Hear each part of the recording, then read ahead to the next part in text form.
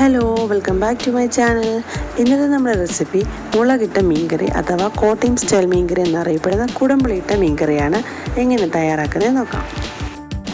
മീൻ ഇതുപോലെ ക്ലീൻ ചെയ്തെടുക്കാം. ഏത് ടൈപ്പ് മീൻ വേണമെങ്കിലും നമുക്ക് യൂസ് ചെയ്യാം. അതിന് വെളുത്തുള്ളി, ഇഞ്ചി, കുടംപുളി, പച്ചമുളക്, ചുവന്നുള്ളി, 2 തണ്ട് കറിവേപ്പില ഇത്രയും എടുത്ത് നമുക്കൊന്ന് വഴറ്റിയെടുക്കണം. ഒരു ചട്ടി ചൂടാകുമ്പോൾ അതിലേക്ക് 4-5 ടേബിൾ സ്പൂൺ അളവിൽ വെളിച്ചെണ്ണ ഒഴിച്ചു കൊടുക്കാം. വെളിച്ചെണ്ണ കുറച്ചുകൂടി കൂട്ടിയാൽ കുറച്ചുകൂടി ടേസ്റ്റ് ആയിരിക്കും. 5 ടേബിൾ സ്പൂണോ 6 ടേബിൾ സ്പൂൺ വരെ ഒഴിച്ചു കൊടുക്കാം. നന്നായിട്ട് ചൂടാകുമ്പം അതിലേക്ക് 1/2 ടീസ്പൂൺ അളവിൽ കടുക്, 1/4 ടീസ്പൂൺ അളവിൽ ഉലുവ എന്നിവ ഇട്ടിട്ട് നന്നായിട്ടൊന്ന് പൊട്ടിച്ചെടുക്കാം.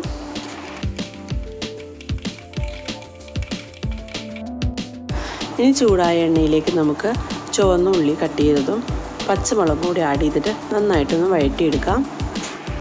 ചുവന്നുള്ളിയും പച്ചമുളകും ഇട്ട് നന്നായിട്ട് ഇളക്കിയതിന് ശേഷം അതിലേക്ക് ഇഞ്ചി, വെളുത്തുള്ളി ആഡ് ചെയ്ത് കൊടുക്കാം.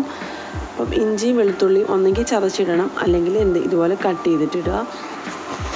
നന്നായിട്ട് ഇനി ഒന്ന് ഇളക്കി കൊടുക്കാം. ഗോൾഡൻ ബ്രൗൺ നിറത്തിലാവുന്നവരെ ഒന്ന് ഇളക്കണം. ഒരുപാട് കരിഞ്ഞു പോകരുത്.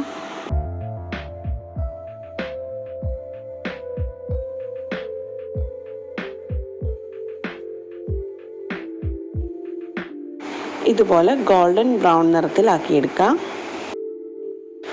ഇനി നമുക്കിതിലേക്ക് പൊടികൾ ആഡ് ചെയ്ത് കൊടുക്കാം.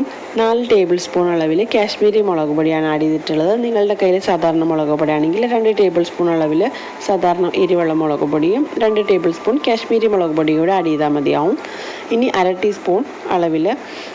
ടീസ്പൂൺ അളവിൽ മഞ്ഞൾപ്പൊടിയുടെ ആഡ് ചെയ്തിട്ട് 2 സെക്കൻഡ് നന്നായിട്ട് ഇളക്കി കൊടുക്കാം. ഇനി നമ്മൾ ഇതിലേക്ക് 250 ml കപ്പിൽ 2 കപ്പ് വെള്ളം, തിളപ്പിച്ച വെള്ളം വേണം ഇതിലേക്ക് ആഡ് ചെയ്ത് കൊടുക്കാൻ വേണ്ടി. അതായത് വെള്ളം ആഡ് ചെയ്യുമ്പോൾ ശ്രദ്ധിക്കണം, കുറച്ച് വെള്ളം വേണം ആഡ് ചെയ്യാനായിട്ട്. കറിക്ക് ഇച്ചിരി കൊഴുപ്പ് കിട്ടാൻ വേണ്ടിയാണ് അങ്ങനെ ചെയ്യുന്നത്. ഒരുമിച്ച് വെള്ളം ആഡ് ചെയ്ത് കൊടുത്താൽ പെട്ടെന്ന് ലൂസായി പോകും. അപ്പം മുളകിലേക്ക് തിളപ്പിച്ച വെള്ളം കുറച്ചായിട്ട് ആഡ് ചെയ്തിട്ട് ഒന്ന് മിക്സ് ചെയ്തിട്ട് ഇതുപോലെ എടുക്കുക.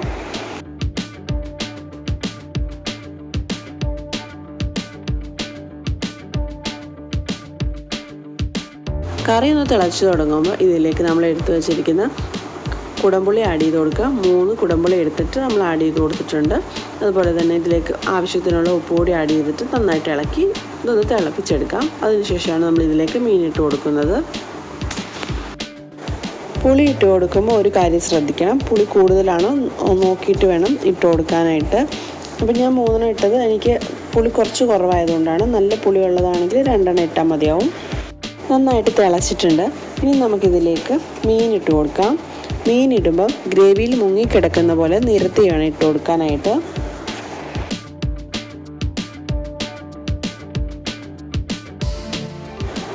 മീൻ ഇട്ടതിന് ശേഷം നമുക്കിതൊന്ന് അടച്ച് വെച്ച് മീഡിയം ഫ്ലെയിമിൽ വേവിച്ചെടുക്കാം. ചില മീൻ 10 മിനിറ്റ് മതിയാവും വെന്ത് കിട്ടാൻ, ചില മീൻ കുറച്ചുകൂടി സമയം വേണം. നമുക്കൊരു 10 മിനിറ്റിനുള്ളിൽ വെന്ത് കിട്ടിയിട്ടുണ്ട്.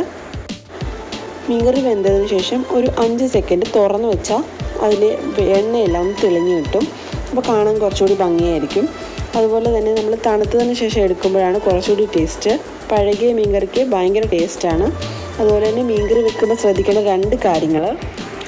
ആദ്യം നമ്മൾ മീൻ വേവാൻ തുടങ്ങിയാൽ പിന്നെ അതിലേക്ക് സ്പൂൺ ഇട്ട് ഇളക്കരുത്, കാരണം മീൻ പൊടിഞ്ഞു പോകും. രണ്ടാമത്തെ കാര്യം, പുളി ഇട്ടതിന് ശേഷം നമ്മൾ മീൻ ഇടുന്നതിന് മുമ്പായിട്ടും ജസ്റ്റ് ഒന്ന് ചെക്ക് ചെയ്ത് നോക്കാം പുളിയും ഉപ്പും ഉണ്ടോ എന്ന്. അപ്പോൾ കൂടുതലായിട്ട് തോന്നുകയാണെങ്കിൽ അതിൽ നിന്ന് ഒരു പുളിയെടുത്ത് മാറ്റാം. കോട്ടയം സ്റ്റൈൽ മീൻ കറിയുടെ റെസിപ്പി നിങ്ങൾക്ക് ഇഷ്ടമായെങ്കിൽ തീർച്ചയായും ലൈക്ക് ചെയ്യാനും ഷെയർ ചെയ്യാനും കമൻറ്റ് ചെയ്യാനും ചാനൽ സബ്സ്ക്രൈബ് ചെയ്യാത്തതുണ്ടെങ്കിൽ സബ്സ്ക്രൈബ് ചെയ്യാനും മറക്കരുത്.